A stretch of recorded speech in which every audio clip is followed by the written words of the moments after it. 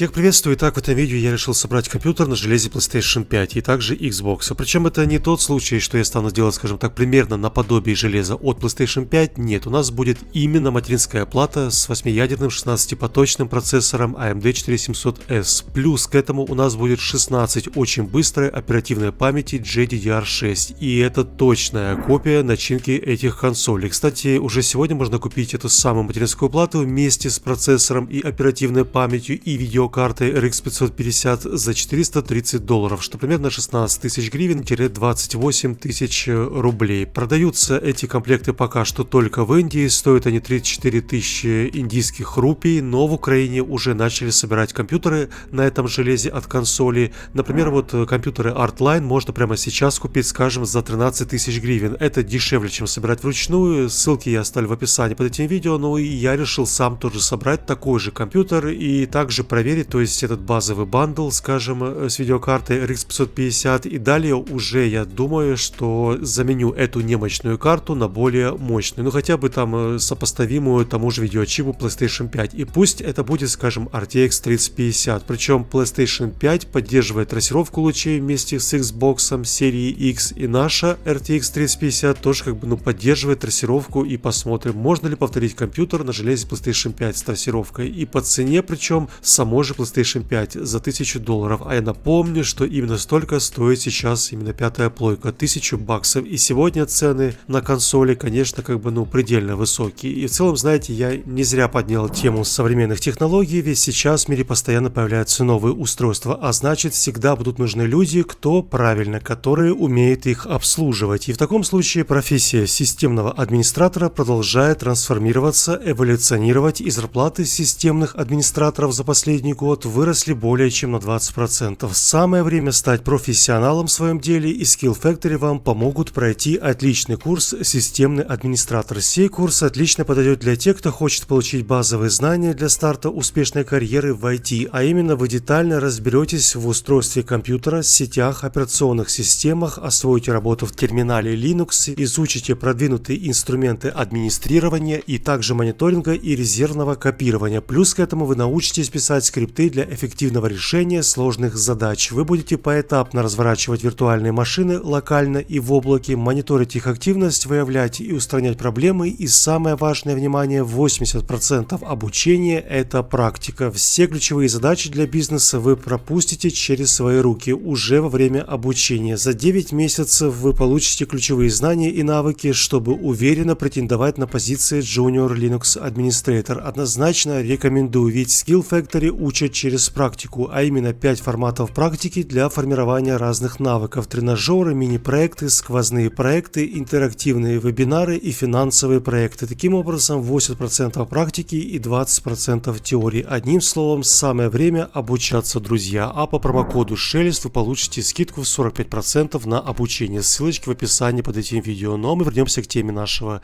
видео. Итак, в комплекте с материнской платой и процессором и распаянной оперативой идет также видеокарта RX 550 на 2 VRAM. Сама материнская плата не имеет разъема M2 для накопителей, только SATA, но зато у нее целых 8 USB, есть также сетевой порт, и на тыльной части за металлической пластиной скрывается 16 оперативы GDDR6. Это очень быстрая память, я думаю, она в 2 раза быстрее любой DDR4, но у нее очень большая задержка, хотя скорость считывания и записи очень высокая, но ее минус в том, что она распаяна также на самой плате, и то, что она имеет высокую температуру, примерно 80-90, поэтому и налепили китайцы сверху на материнскую плату массивную такую пластину. И еще в этой материнке мне не очень, скажем так, нравится 70-мм вентилятор на процессоре, и то, что заменить сам этот радиатор на любой более мощный, тоже не получится. Тут странные отверстия под сокет, они явно неформальные и нестандартные, то есть для стандартных разъемов, скажем, там 1150 сокета, 1156, 1200 и так далее, это все не подойдет, поэтому такая маленькая вертушка будет явно шумной, и температура тоже высокая.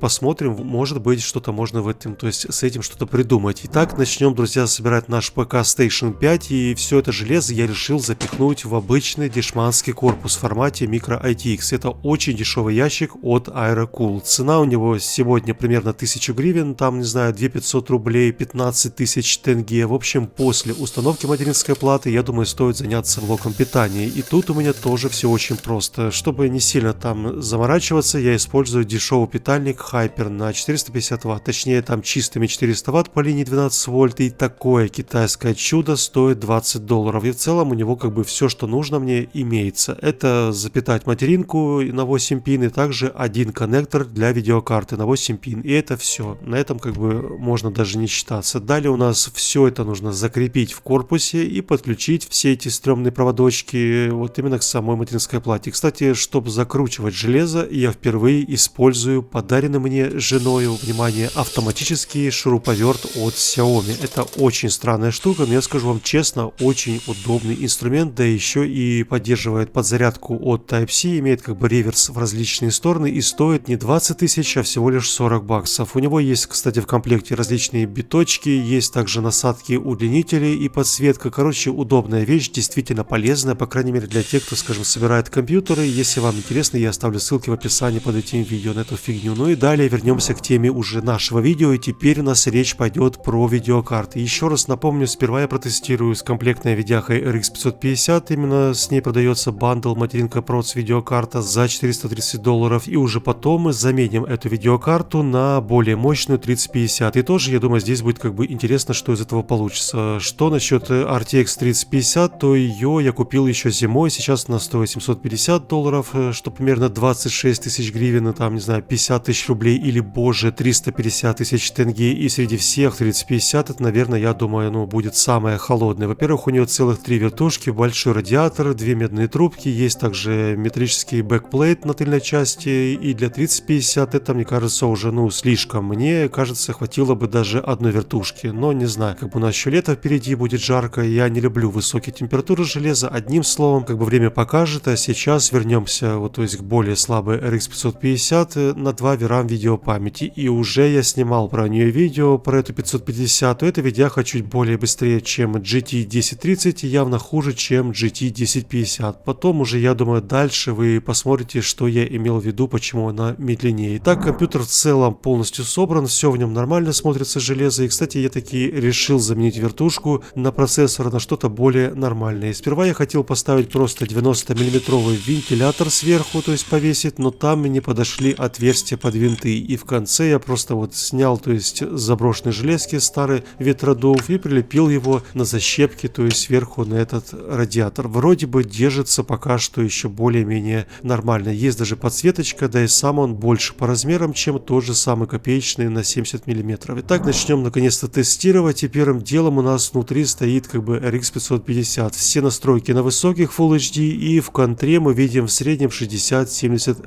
FPS. Я бы точно не сказал, что это прям феноменальный результат, тем более с учетом 8-ядерного процессора и видяхи 550. И мне кажется, результат хоть и комфортный для стрельбы, но 60 как-то, ну, маловато. Лично я ожидал хотя бы 80, 90, там, не знаю, 100 FPS, а с иной стороны видеокарта загружена как бы на 100%, и видим, что 60 FPS в контре это предел уже всей этой сборки. Но окей, ладно, понятно, и на этом как бы спасибо, все же 60 это не 20, можно стрелять, и теперь запустим более сложную Rainbow Six. И вот тут уже на средних Full HD не получается нормально пострелять. Все же 20-30 FPS это явно не про сетевые штаны. Минимально должно быть хотя бы 60 и больше. Причем эти даже 20-30 на средних при масштабировании 50%. А что будет, представьте, если я поставлю там чистые Full HD? Я думаю, там будет, ну, еще печальная картина. И, кстати, очень странно, что Afterburner и FPS монитор не сумели вывести температуру процессора. Возможно, сама AMD решили скрывать эти данные, но через сторонние приложения я таки запустил тест Cinebench, и понятное дело, что есть что скрывать компании AMD, ведь температура на процессоре поднимается до критических 96, и это даже с учетом, что я заменил вертушку на проце на более мощную от Cooler Master, как бы, так что да, температура высокая, хотя это, видимо, для консоли вообще не проблема, но 96, мне кажется, это все-таки too much, это довольно высокая температура. Ну ладно, движемся далее, теперь запустим, давайте что-то с открытым миром, чтобы проверить процессор, и, например, пусть это будет GTA 5 на средних Full HD. Итак, в целом, что можно сказать? Ну, во-первых, приятно, что есть хотя бы здесь 50 или почти 60. Во-вторых, видим, что видеокарта загружена таки на 100%, и в то же время сам процессор трудится примерно примерно на 30-40, а значит есть небольшой даже запас. И таким образом, я думаю, уже можно усложнить задачу прежде всего для процессора и запустить, вот допустим, Киберпанк на самых низких Full HD. И вот тут как бы, ну все, есть пробитие дна, и, скажем так, видеокарта дает понять, что ее предел это Counter-Strike или там GTA 5 на средних настройках. Ну, возможно, еще там видяха потянет доту или танки, но вот прям что-то современное вообще без вариантов. Тут как бы можно сразу выкинуть ее в мусорку. Кстати, чтобы вы понимали, эта видеокарта стоит сегодня $150. Как бы, ну и вообще здесь, как бы, я думаю, все понятно. Это сбор очка нуждается в более мощной видеокарте. И давайте скосплеем наконец-то PlayStation 5 с трассировкой лучей и заменим RX 550 на RTX 3050. Я думаю, не стоит здесь как бы вот проверять всякие там Counter-Strike. Там, понятное дело, будет 200 FPS. Мы начнем сразу с вами с Rainbow Six на ультра настройках Full HD. И тут в целом, кстати, вот нормально, больше 100 FPS, хотя мне кажется, частота процессора 3200-3700 в какой-то степени, ну, как бы серьезно сказалась на видеокарте. И думаю, будь тут, ну, хотя бы процессор на частоте 4200-4500, то получилось бы не 100-120 FPS, а примерно 150-160. Интересная ситуация, конечно, вроде бы видяха загружена почти на 100%, но фреймрейт, я уверен, может быть даже и выше. Ну, как бы, окей, ладно, идем далее. Теперь я закинул Control на высоких Full HD с трассировкой и DLSS в режиме производительности. И вот тут даже все как бы, ну, вполне нормально. Да, местами есть дропы до 45, но в среднем держится 55-60. И видяха при этом тоже трудится почти на 100%. То есть пока процессор, то есть, справляется с видеокартой, все еще нормальный фрейм. И на PlayStation 5 с трассировкой лучей, кстати, не 60 FPS. Там все-таки 30 FPS с трассировкой, а не 60. Так что RTX 3050 вместе с железом от PlayStation 5 уже приятнее смотрится. Но это лишь тесты в закрытой локации с упором, скажем так, видеокарту на ультра настройках. А вот чтобы проверить именно процессор, все же стоит запустить большой открытый мир, и это будет, например, Киберпанк. И вот тут вообще все очень сильно, то есть меняется ситуация. Во-первых, на высоких настройках Full HD без трассировки лучей, но с DLSS в режиме производительности, как бы, ну, стабильные мы видим 30, то есть это не стабильные 30, 40, 50. А если, скажем, включить трассировку, то будет вечные там 20-15. Так что это явно не уровень видеокарты 3050. Во-вторых, очень сильно увеличилась нагрузка на сам процессор, и в некоторых местах с кучей объектов и просчетов очень сильно не хватает мощности процессора, и он начинает, скажем так, замедлять, то есть саму видеокарту, и ее загрузка падает до критических 60%, и при этом фреймрейт понижается вплоть до 25-30 FPS. И это вообще как бы для видяхи 3050 без лучей очень хорошо. Она может выдавать 60 без проблем, без трассировки лучей. Так что консольный процессор AMD 4700S, он очень приятно смотрится именно там, где упор идет в видеокарту, и процессору меньше работы. То есть это в сетевых шутанах, просто вот везде, то есть в любых шутанах, типа там Doom Eternal и прочим, в которых именно идет упор на видеокарту. Но вот если запустить, например, Red Dead Redemption, там Киберпанк, не знаю, там Watch Dogs, Rust и прочие с открытым сложным миром, то вот там процессор начинает испытывать предел своих возможностей, и на видеокарту у него просто как бы не хватает ресурсов, и она при этом начинает просто тупо вот работать на 60-70%. А если видеокарта стоит почти $800, то это как бы, ну, неприятная ситуация. Идеальная видеокарта для этой сборки, вот именно с этим железом, я думаю, это старенькая GTX 1060, возможно, простая 1650 и даже, быть может, 1660 Super или RX 570, RX 5500, 5600. Короче, чтобы собрать примерно такую же машину с видеокартой, скажем, 1660 и железом от PlayStation 5, то нужно потратить столько же, сколько и стоит сама PlayStation 5 или там Xbox серии X. То есть дешевле никак не получится, потому что видеокарты стоят очень сказочных денег, поэтому имеем, что имеем, друзья. Вот такое вышло видео у меня. Если выбирать между PlayStation 5 и там этим компьютером, то лучше, конечно, взять все-таки, я думаю, компьютер, но такое, чтобы там была нормальная видеокарта. Вот такое вышло мне как бы видео. Если вам было интересно, то поставьте лайк под этим видео. Ну а мы с вами увидимся уже очень скоро. Остаемся на связи, берегите себя, будьте аккуратны, и все будет хорошо. Увидимся с вами уже очень скоро. Всем удачи, пока-пока.